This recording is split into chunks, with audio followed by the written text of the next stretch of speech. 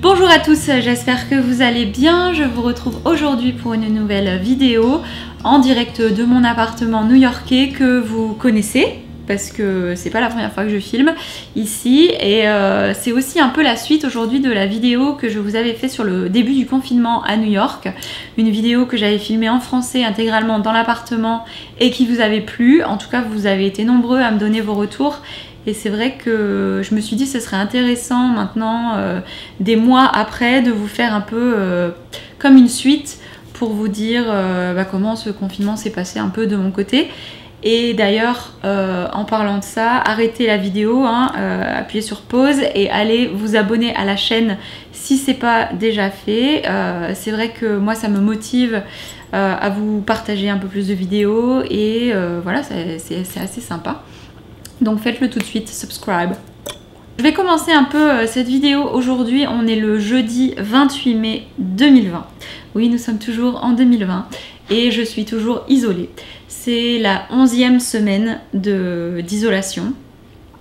Et aujourd'hui d'ailleurs c'est le 75e jour que voilà, je n'ai eu aucun contact humain. Donc je n'ai touché personne depuis 75 jours, personne ne m'a touché. Attention aux esprits mal tournés, mais c'est moi la première à avoir un esprit mal tourné. Je suis toujours partante pour ça. Bref, ce n'est pas du tout l'objet de cette vidéo, mais voilà, c'est quand même 75 jours de confinement, d'isolation, de quarantaine, je sais même plus comment on peut appeler. C'est quelque chose que je pense personne n'avait pu prévoir. Mais voilà, on est toujours en confinement à New York, même si le confinement n'est pas le même au niveau des règles qu'en France, ce que vous avez vécu. Je vais pas non plus vous faire le récap semaine par semaine de comment j'ai vécu mon confinement parce que au bout de 11 semaines ce serait beaucoup trop long et puis je pense que ce serait pas non plus très intéressant pour vous.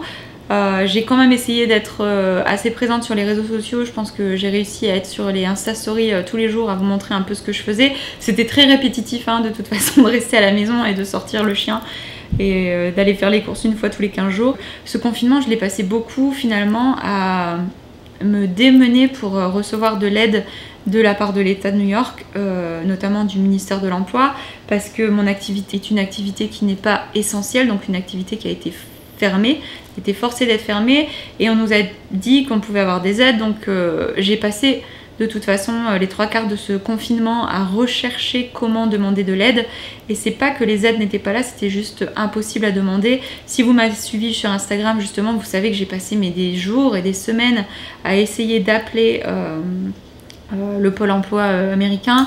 J'étais pendant des heures en attente, parfois jusqu'à 2 heures avant que ça rapproche. Je n'ai jamais réussi à parler à personne.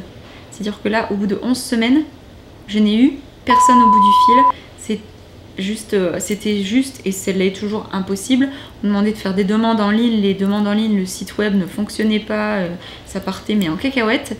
Et c'était une frustration incroyable. Et c'est là où est partie vraiment l'émotion, où on se sent frustrée, où je me suis sentie basse, où vraiment j'avais l'impression que j'avais beau faire quoi que ce soit, il n'y a rien qui aboutissait.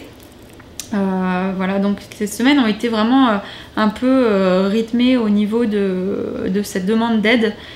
Essayer de rechercher des subventions, faire des appels, répondre à des appels de candidature, demander des prêts pardonnés, enfin bref, j'ai fait plein de choses administrativement parlant que je déteste faire au quotidien. Donc il a fallu un peu que je compense pour ne pas perdre la tête. Et j'ai fait pas mal d'activités pendant ce confinement. Bon, finalement pas non plus des activités loufoques, mais des choses qui m'ont tenue occupée. Voilà, donc j'ai pris soin de moi en fait, j'ai pris soin de moi en extérieur et aussi en intérieur. En intérieur surtout en acceptant mes émotions. Ça a été quelque chose qui m'a forcé justement à m'asseoir avec moi-même tous les jours et à ressentir les choses que je ressentais, mais surtout à accepter de les ressentir. Et je pense qu'il y a une période de développement personnel qui a été assez forte pendant cette isolation où je me sens mieux finalement avec moi-même.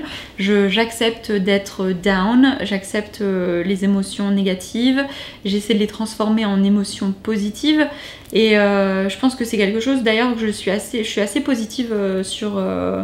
dans manière générale, mais comme tout le monde j'ai des hauts, j'ai des bas, et quand c'est bas c'est très bas, et quand c'est haut c'est très haut, mais surtout pendant cette période d'isolation j'avais un peu l'effet de stagner Mais oui, quand il y a eu des bas, je les ai acceptés, je les ai pris. Ça a été quelque chose d'assez positif finalement ce confinement parce que ça m'a poussé à m'écouter, ça m'a poussé à reconnaître ce que je ressentais au quotidien ou face à des situations difficiles. Du coup, j'ai essayé de développer justement ces outils pour accepter et surtout m'autoriser à ressentir ce que je ressentais, que les émotions soient bonnes ou mauvaises. De toute façon, on est tous humains, on a tous...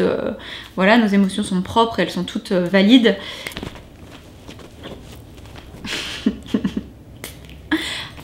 Quand tu essaies de tourner une vidéo mais que ton chien, bah, il aime bien.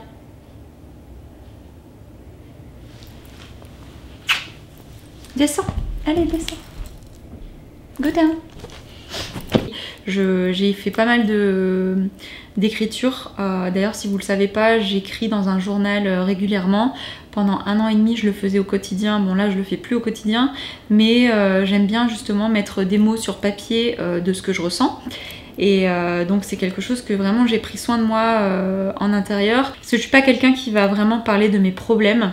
Moi je suis quelqu'un que s'il se passe quelque chose de difficile, je me renferme sur moi-même. Et donc du coup le fait de mettre les mots sur papier, ça m'a permis de les sortir de mon système et de les digérer un peu mieux. C'est une pratique que je recommande et c'est quelque chose que je prends plaisir à faire finalement, à juste me poser en silence et écrire ce qui se passe. En extérieur, j'ai fait les choses de fille, hein, bon, il n'y en a pas là, mais la manipédie, j'ai essayé d'hydrater mon corps tous les jours, j'ai fait pas mal de masques de visage, des masques de cheveux. D'ailleurs, si on part sur ce sujet-là, ça fait 1 an officiel, ça y est, cette semaine que je n'ai pas touché à la couleur de mes cheveux, qui est quelque chose d'incroyable parce que je touche à ma couleur naturelle depuis l'âge de mes 16 ans. Oui, ça paraît énorme. Bon, 16 ans, c'était pas il y a 10 ans, c'était il y a 20 ans. Oui, j'ai 36 ans et honnêtement, ça me fait rien de le dire. Je m'accepte totalement.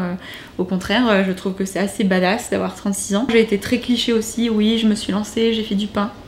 Ce qui m'a fait beaucoup de bien parce que c'est vrai qu'on a du mal à trouver du bon pain à New York. Encore plus en période de fermeture, mais et puis surtout on se rend compte à quel point c'est facile de faire du pain. Bon, je pense que honnêtement c'est pas non plus la technique des boulangers, hein. Il y a une raison pour laquelle boulanger c'est une activité professionnelle.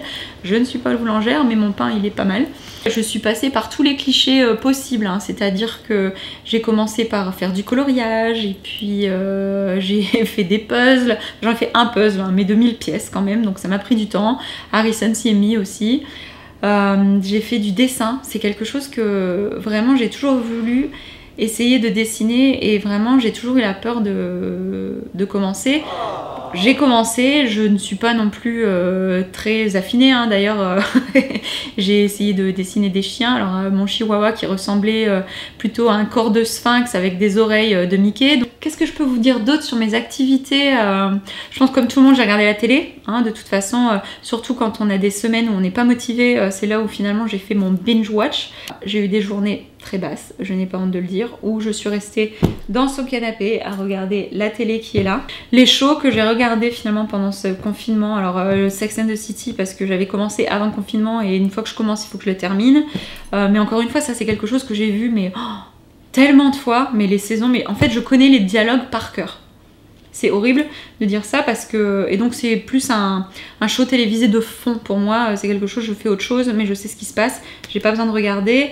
Au niveau des nouveaux shows que j'ai regardés, là je viens de terminer Normal People, qui est la série irlandaise basée sur le roman de Sally Rooney qui a fait un tabac ici aux États-Unis. Les gens ont adoré le roman, moi je l'ai pas lu, mais j'ai regardé le show. C'est assez lourd quand même. Dans une autre série assez lourde, j'ai regardé High Fidelity avec Zoe Kravitz. J'ai bien aimé cette série parce qu'elle a été tournée à New York, elle a été tournée à Brooklyn. D'ailleurs, il y a eu un épisode sur le Upper West Side, donc j'adore voir un petit peu mon quartier à la télé. Mais voilà, c'est une série que j'ai regardée. S'il y a une saison 2, peut-être que je regarderai. Qu'est-ce que j'ai regardé? J'ai fait du binge watch de séries de télé-réalité. Alors, je suis pas télé-réalité, je suis pas trop télé-réalité, hein. Moi les Kardashians, les Vanderpump, les machins, ça m'intéresse pas, mais vraiment pas du tout. Au contraire, je ne supporte pas. Mais j'ai un petit péché mignon au niveau télé-réalité. C'est un show que vous ne connaissez certainement pas en France. Ça s'appelle Below Deck. Et d'ailleurs il y a 3 shows différemment. Below Deck qui veut dire en dessous du pont. C'est une série qui est concentrée sur l'univers du yachting. Donc vous avez justement un équipage sur un yacht et vous voyez un peu comment ça se passe de travailler sur un yacht tout en donnant un service exemplaire à des clients très riches. Alors c'est très réalité, il y a quelques drames, on les voit bosser sur le bateau, on les voit faire du service client, on voit ce qui se passe en cuisine, et c'est une réalité que je sais pas, c'est mon truc à moi, donc comme en fait j'ai commencé à regarder, ça avait déjà commencé depuis des années, donc j'ai regardé les nouvelles saisons, et là je me suis dit tiens, j'avais envie de regarder les vieilles saisons, donc j'ai fait ça, j'ai fait du binge watch, du Below Deck. Alors vous avez Below Deck normal qui se passe un petit peu aux Caraïbes, aux Bahamas et tout ça avec le Captain Lee que j'adore. Après vous avez Below Deck Med qui est avec une capitaine femme, Captain Sandy, qui est aussi géniale et qui se passe là en Méditerranée. Je crois que là j'ai regardé une série, ils étaient en Croatie, ça devait être la saison 2. D'ailleurs la saison 5 sort là le 1er juin. Et il y a eu un tout nouveau dérivé qui s'est appelé Below Deck Sailing Yacht, qui était plus centré autour d'un voilier. Donc voilà, donc c'est mon péché mignon. Franchement, je pense pas que vous allez pouvoir le voir en français. Si vous comprenez l'anglais, que vous aimez la télé-réalité, allez-y, donnez-y un... Mais en même temps, c'est pas non plus une recommandation. Voilà, je n'ai pas honte de dire que moi aussi j'ai regardé de la télé-réalité. En parlant de télé-réalité, il y a une télé-réalité que j'ai... une série que j'ai complètement binge-watch le temps d'un week-end. Ça a été The Circle. Le Circle, et le Circle France, et ça m'a fait du bien. Alors c'est nul, hein, il se passe pas grand chose, mais il se passe quand même vachement de choses, et c'est des gens qui sont aussi en isolement, donc on les comprend. Et voilà, je vais pas vous raconter l'histoire, c'est sur Netflix si vous allez aller voir. Moi ça m'a fait mourir de rire parce que ça me faisait du bien de retrouver un peu cet univers stratège de français. Au niveau des films, alors c'est assez drôle avec moi, c'est que j'aime bien regarder des films que j'aime. J'ai du mal à regarder des nouveaux films finalement, et du coup pendant ce confinement je me suis refait la totalité des Wes Anderson, qui est un directeur de films que j'adore. J'adore la manière de filmer, j'adore les histoires, j'adore le côté un petit peu ludique du tournage. J'ai regardé bien entendu les Audrey Hepburn, je me suis fait pas mal de films là-dessus. First Wives Club, qui est un de mes films préférés, qui a été tourné dans les années 90 avec Diane Keaton, qui est vraiment un film qui me fait mourir de rire. Ce qui m'a occupé pas mal toutes les semaines, c'est de faire ma lessive à la main. Et oui, le bonheur de vivre dans une brownstone new-yorkaise, c'est que je n'ai pas de machine à laver, je n'ai pas de séchoir, que j'ai hors de la laverie automatique, c'est hors de question. Donc ouais, faire la lessive à la main, hein, c'est pas non plus quelque chose que j'ai adoré, mais c'est quelque chose que j'ai fait. J'ai revisité surtout les archives de mes photos. Je suis vraiment retournée à la source de voir comment mon œil avait changé et aussi ma technique de photographie. J'ai édité pas mal de nouvelles photos que je n'ai pas vraiment encore partagées. Peut-être que je les partagerai pas, mais je me suis dit que voilà, c'était l'occasion de ranger les disques durs, de voir un peu comment mon œil et ma technique de photographie avaient évolué, et surtout mon goût, parce que je pense que quand on continue à exercer une activité, on s'améliore, mais aussi on se découvre sur des choses un peu plus différentes. Là, la réouverture, on nous prévoit début juin, donc juin c'est à la fin de la semaine. Au départ, on nous avait dit le 13 juin. Aux États-Unis, enfin à New York, dans l'état de New York, pour pouvoir réouvrir, il faut répondre à 9 critères de sécurité. Pour l'instant, on en a 8 sur 10, donc une fois qu'on a les 10, on pourra réouvrir. Phase 1, hein, réouvrir doucement. On sait pas trop, on nous parle pas trop de ce qui va se passer en fait d'ici une semaine ou deux, mais voilà, j'ai hâte de réouvrir, même si j'ai très peur de retrouver un contact avec les gens, surtout que le déconfinement, ça veut pas dire que le virus est parti. Le virus est toujours présent, c'est juste qu'on aura plus de risques de l'attraper.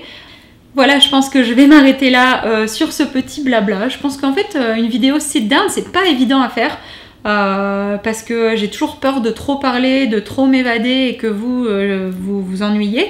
Donc dites-moi ce que vous pensez de cette vidéo en commentaire. Encore une fois, je vais vous demander, abonnez-vous à la chaîne, like, subscribe, commente, partagez. Enfin, voilà, moi je sais que quand vous vous abonnez à la chaîne, ou quand ça me pousse finalement à vouloir vous créer plus de contenu, parce que je me dis si ça plaît voilà, c'est quelque chose qui me plaît, mais je vais pas non plus vous partager des choses que vous n'aimez pas.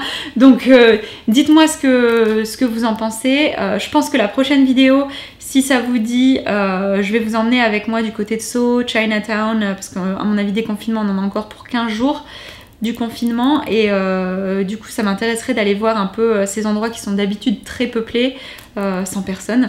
Donc je ferai une vidéo, dites-moi si ça vous intéresse de la voir.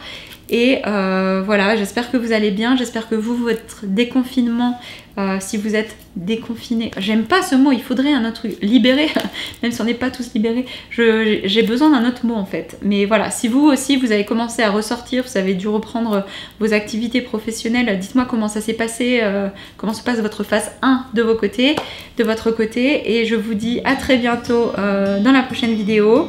Merci encore de continuer à me regarder, et encore une fois, bientôt.